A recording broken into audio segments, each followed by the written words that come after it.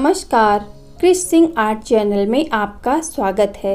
आज की हमारी कहानी है बूढ़े माँ बाप को नौकर समझने वाली बहू।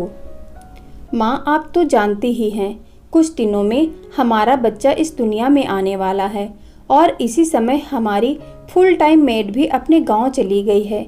बोल कर गई है कि 2 महीने के बाद आऊँगी। अब इतनी जल्दी तो कोई नौकरानी भी नहीं मिलेगी और आप भी भाई के पास अमेरिका जाकर बैठ गई हैं। माही ने परेशान होते हुए अपनी माँ से कहा तो माँ बोली, अरे तो इसमें परेशान होने वाली कौन सी बात है। कोई नई नौकरानी ढूंढने की जरूरत नहीं है तुझे। तेरी सासू माँ है ना, वह किस दिन काम आएंगी। भली चंगी तो है अभी समधन जी, और फिर तू तो उन्हें दादी बनाने जा रही है। इतना तो कर ही सकते हैं ना वह तुम्हारे लिए।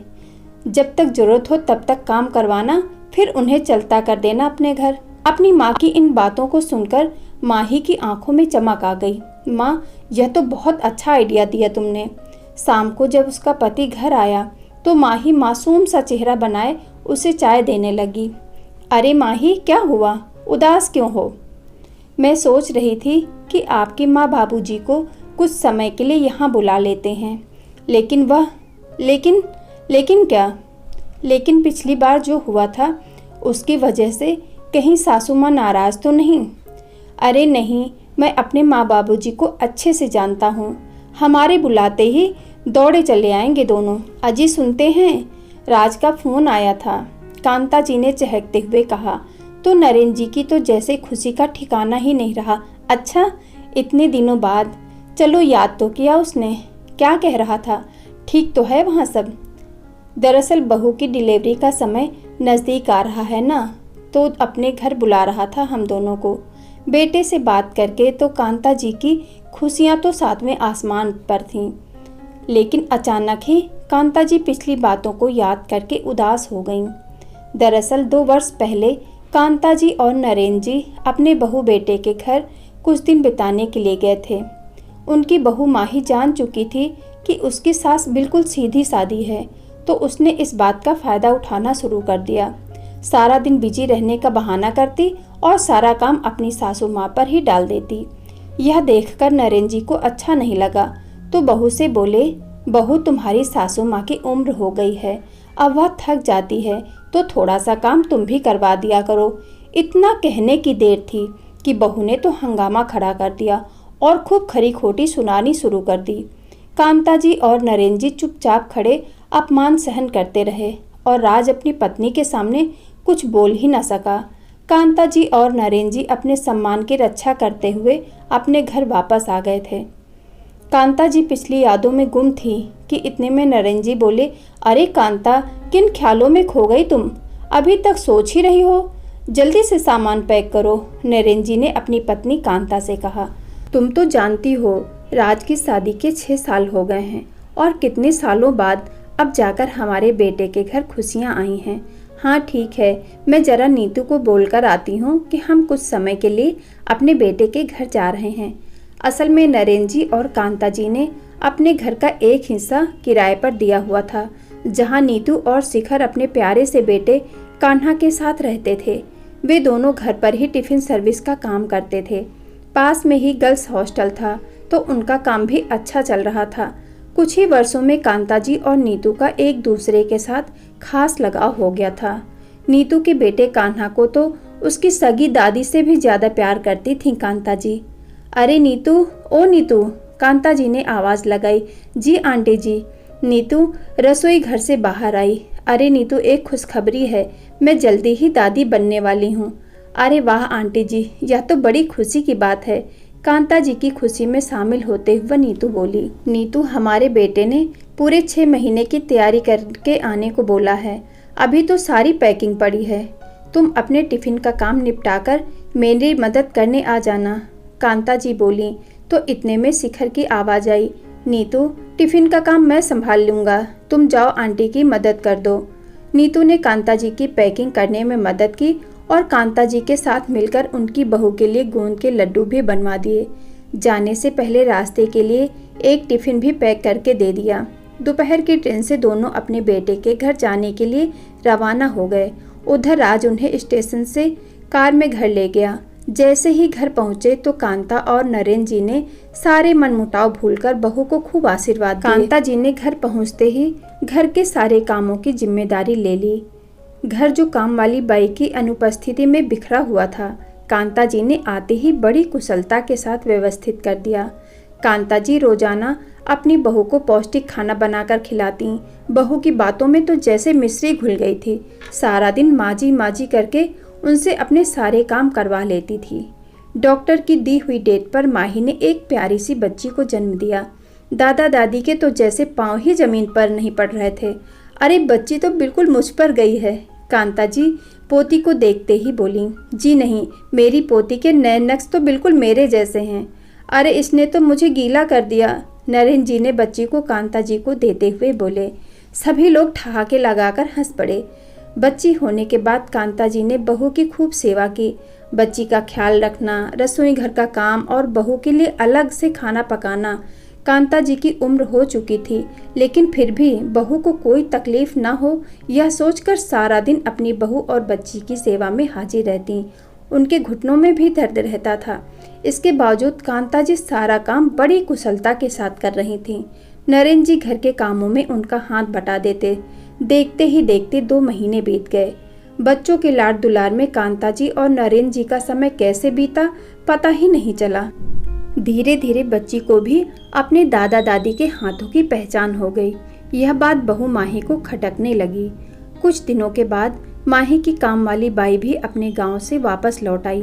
कांता के मना करने पर भी उसने यह दलील देते हुए उससे काम पर बुला लिया कि माँ जी दिन भर काम करके और बच्ची को संभालकर थक जाती हैं। एक दिन जब कांता बच्ची को चम्मच से दूध पिला रही थीं, तो बच्ची ने थोड़ी खांसी करते हुए उल्टी कर दी। फिर क्या था, माही को तो जैसे बहाना मिल गया अपनी सासू माँ पर कटाक्ष करने का। माही और राज ने बच्ची की सारी जिम्मेदारी आया को दे दी, लेकिन कांता जी का मुंह तो बच्ची में ही अटका हुआ था। इसलिए ममता बस कभी कभी बच्ची को उठा लेती थी। एक दिन जब दोनों बेटा बहू बाहर गए थे तो बच्ची आया को देकर गए। बच्ची लगातार रोए जा रही थी। आया उसे चुप करने की कोशिश करती, लेकिन बच्ची का रोना बंद ही नहीं हो रहा था। कांता जी से बच्चे का रोना देखा नहीं गया और आया के हाथ से बच्ची को ले लिया और उसकी नाभि पर हींग लगाने लगी और बच्ची तुरंत चुप हो गई और दादी का स्पर्श पाकर मुस्कुरा दी। कुछ देर में जब बेटा बहू वापस आए तो आया ने उनके कान भर दिए। मैडम, जब मेरी ज़रूरत ही नहीं थी तो मुझे काम पर रखा ही क्यों? आपके सास ससुर तो बच्चे को छूने भी नहीं देते, मुझे झट से छीन लेते हैं। अब मैं आपके घर काम नहीं करूँगी। दोनों पति पत्नी कांता जी पर ही बरस पड़े और आया को मनाने लगे। कांता जी और नरेंद्र जी अपमान का घूंट पीकर रह गए। करते भी क्या, बच्चे के मुंह में बेटा बहू का घर भी तो छोड़कर नहीं जाना चाहते थे। कांता जी कमरे में जाकर आंसू बहाने लगीं। बहू तो पराए घर से आई थी, लेकिन बेटा तो अपना ही था। अब तो शर्म आती है मुझे उसे अपना बेटा कहते हुए। अब तो यह हाल हो गया था कि सारा दिन बैठकर बच्ची को आया संभालने लगी और बहू अपनी माँ के साथ फ़ोन पर बतियाती रहती और कांता जी को रसोई घर के सारे काम की जिम्मेदारी पड़ गई। यहाँ तक कि आया का खाना भी कांता जी को बनाना पड़ता था और नरेंद्र जी अपनी पत्नी की यह हालत देखकर मन ही मन कुढ़ते रहते। एक दिन बहू माही ने सासू माँ से कहा, मम्मी जी मेरी कुछ सहेलियाँ घर पर आ रही हैं तो उनके लिए कुछ स्नैक्स वगैरह का इंतजाम कर देना और चाय कॉफ़ी भी बना देना। शाम को जब बहू की सहेलियाँ घर आईं तो पूरे आदर सम्मान के साथ कांता जी ने उन्हें बिठाया, अपने हाथों के बने लजीज स्नैक्स बनाकर खिलाए, उनकी खूब आवभगत की और रसोई घर में जाकर बर्तन साफ करने लगीं। लेकिन अचानक उन्होंने जो सुना उन्हें अपने कानों पर यकीन नहीं हुआ। बहू की सहेलियां उससे कह रही थीं, माही तुझे काम वाली बाई तो बहुत अच्छी मिली हुई है, इतना लजीज खाना बनाती है, कितनी पगार लेती है, हमारे लिए भी ऐसी काम वाली ढूंढ दो। ऐसा सुनकर माही हंस पड़ी, लेकिन उसने इतना भी ना कहा गया कि यह नौकरानी नहीं बल्कि उसकी सासू माँ है। थोड़ी देर बाद कांता जी अपने हाथ धोकर अंदर आईं और सबके साथ बैठ गईं। बहू की सहेलियां कुछ सक पका गईं तो कांता जी बोली, आप लोगों की जानकारी के लिए बता दूं कि मैं कोई नौकरानी नहीं बल्कि आपकी सहेली की सासू माँ हूँ। आपकी सहेली ने आपको नहीं बताया तो सोचा मैं ही बता दूं। सारी सहेलियां चौंक गईं और हैरानी से माही की तरफ देखने लगीं। कांता जी बोली, बहू, माना कि घर में नौकरानी रखना तुम्हारे लिए स्टेटस सिंबल है, लेकिन अपनी ही सास को नौकरानी करार दे देना कहाँ का स्टेटस है। बहू की भौहें तन गईं। उस समय तो वह चुप रही, लेकिन अपनी सहेलियों के जाने के बाद उसने जो हंगामा खड़ा किया, हैरानी की बात तो यह थी कि उनका अपना बेटा भी उनका पक्ष नहीं समझ पाया। माँ, इतनी छोटी सी बात पर बतंगड़ बनाने की क्या जरूरत थी आपको? राज बोला। तो नरेंद्र जी, जो आज तक अपने बच्चों के मुंह बस अपना मुंह बंद कर बैठे थे, अपना धीरज खो बैठे, छोटी सी बात, तुम्हारी माँ को यहाँ नौकरानी की संज्ञा दे दी गई और तुम्हें यह छोटी सी बात लगती है। माफ़ करना बेटा, आज तक हम सब कुछ चुपचाप सहन कर रहे थे, पर अब पानी सर से ऊपर जा चुका है। अब यदि हम दोनों इस घर में एक पल के लिए भी रुके तो यह मेरी पत्नी का अपमान होगा। कहते हुए नरेंद्र जी अपनी पत्नी के साथ सामान पैक करवाने लगे। यह सोचकर कि कहीं बच्ची का मोह उन्हें रोक न ले, उसे दूर से ही देखकर निकल गए। बहू की उन्होंने इतनी महीनों सेवा की, उसी बहू ने बेइज्जती का इनाम देकर अपने घर से उन्हें रवाना कर दिया और उनके अपने बेटे ने उन्हें रोका तक नहीं। नरेंद्र जी और कांता जी पहली ट्रेन पकड़कर घर वापस लौट आए। रह रहकर एक ही प्रश्न दोनों को परेशान कर रहा था कि उम्र के इस पड़ाव में जब बच्चों की सबसे ज़्यादा ज़रूरत होती है तो वह कैसे गुजारा करेंगे। महीने के किराए के अतिरिक्त और कोई कमाई का साधन भी तो न था उन दोनों के पास, और सारी जमा पूंजी उन्होंने अपने बेटे की पढ़ाई पर और उसे सेटल करने में खर्च कर दी थी। नरेंद्र जी को दिल ही दिल में यह बातें खटक रही थीं। घर पहुंचते ही जैसे घंटी बजाई, नीतू और शिखर के बाहर आने से पहले ही कान्हा बाहर आ गया। अरे दादा दादी आ गए, अब कहाँ गए थे हमें छोड़कर? नीतू ने दरवाज़ा खोला तो उन दोनों ने कान्हा को अपने गले से लगा लिया। उधर नीतू के चेहरे पर उन्हें देखकर खुशी और हैरानी के मिश्रित भाव थे। वह समझ नहीं पा रही थी कि अंकल आंटी तो 6 महीने का कहकर गए थे, फिर इतनी जल्दी वापस कैसे आ गए, वह भी सारा सामान लेकर। लेकिन जल्दी ही उनके चेहरे के भाव देखकर वे दोनों सारा मामला समझ गए। अंकल आंटी, हाथ मुंह धोकर फ्रेश हो जाइए, मैं आपके लिए चाय नाश्ता बनाकर ले आता हूँ। तो सभी की आंखें नम हो गईं। जैसे ही अपने कमरे का दरवाज़ा खोला तो कांता जी को अपना आशियाना पाकर संतोष हुआ, लेकिन नरेंद्र जी के दिमाग में रह रहकर वही बातें गूंज रही थीं। जैसे ही अपने कमरे में कदम रखने लगे, उन्हें अचानक दिल में दर्द शुरू हुआ। इससे पहले कांता जी उन्हें संभालती कि वे निढाल होकर गिर चुके थे। कांता जी की आवाज़ सुनकर नीतू और शिखर आए, लेकिन तब तक नरेंद्र जी इस दुनिया से जा चुके थे। कांता जी पर तो जैसे दुखों का पहाड़ टूट पड़ा। नीतू और शिखर ने उन्हें जैसे तैसे संभाला। बहू बेटे को खबर दी तो दोनों अंतिम संस्कार की लोकाचार निभाकर चले गए। अपनी माँ का हाल चाल जानने तक की जहमत नहीं उठाई गई दोनों से, लेकिन किराएदारों ने उन्हें हर कदम पर सहारा दिया। धीरे धीरे समय बीतने लगा और कांता जी की भी हालत अब कुछ सामान्य होने लगी। एक दिन नीतू और शिखर का बेटा कान्हा कुछ बीमार पड़ गया तो उसे दिन भर हॉस्पिटल में एडमिट रखना पड़ा। कांता जी को तो वैसे भी खाना बनाने का शौक था, तो नीतू की अनुपस्थिति में कांता जी ने टिफिन का सारा काम संभाल लिया। सब ग्राहकों को उनका खाना बहुत पसंद आया और हॉस्टल की लड़कियां तो उनके खाने की दीवानी ही हो गईं। उस समय कांता जी को अचानक पता चला कि उनके किराएदार शिखर और नीतू ने अपना मकान खरीद लिया है और वहीं पर वह दोनों अपना रेस्टोरेंट खोलने वाले हैं।